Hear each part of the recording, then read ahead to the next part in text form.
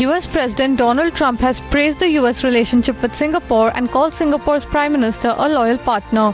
The US President also said that the two countries are committed to countering the threat from North Korea.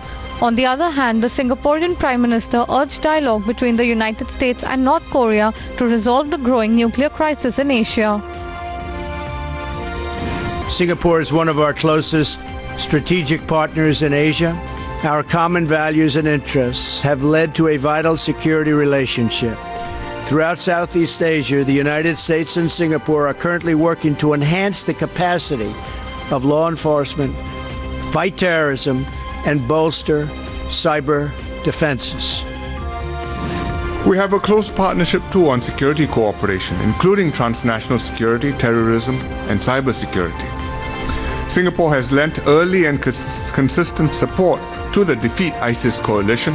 We were one of the first countries to participate and are still the only Asian country to have contributed both military assets and personnel.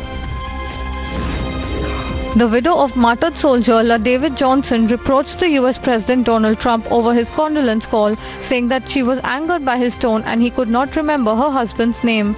Trump quickly responded on Twitter that he had been very respectful and had spoken the name of the soldier without hesitation.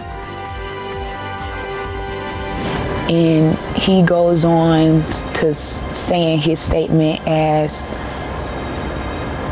what he said was... The president. Yes, the president said that he knew what he signed up for, but it hurts anyways.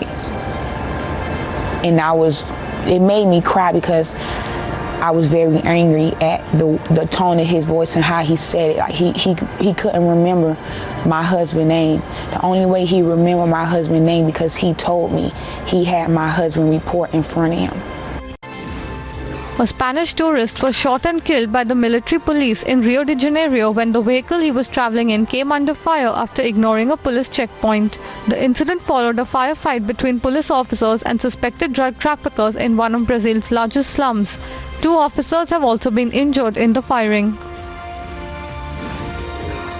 British Prime Minister Theresa May said during a speech to update the government on Brexit negotiations that the citizens of the European Union make an extraordinary contribution to their life and she wants them to stay. However, the leader of the Labour Party, Jeremy Corbyn, said that they were still unclear on the negotiations that are going to take place. On citizens' rights, both sides share the same objective of safeguarding the rights of EU nationals living in the UK and UK nationals living in the EU. This has been my first priority from the very beginning of the negotiations, and it remains so.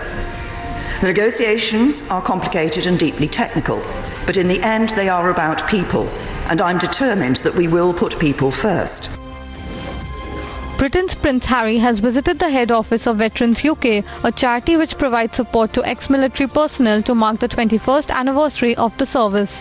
As part of his visit to the site near Blackpool, the Prince unveiled a plaque and met staff and officials at the organisation. A group of 245 bungee jumpers jumped from a 30-foot bridge in attempt to break the Guinness record.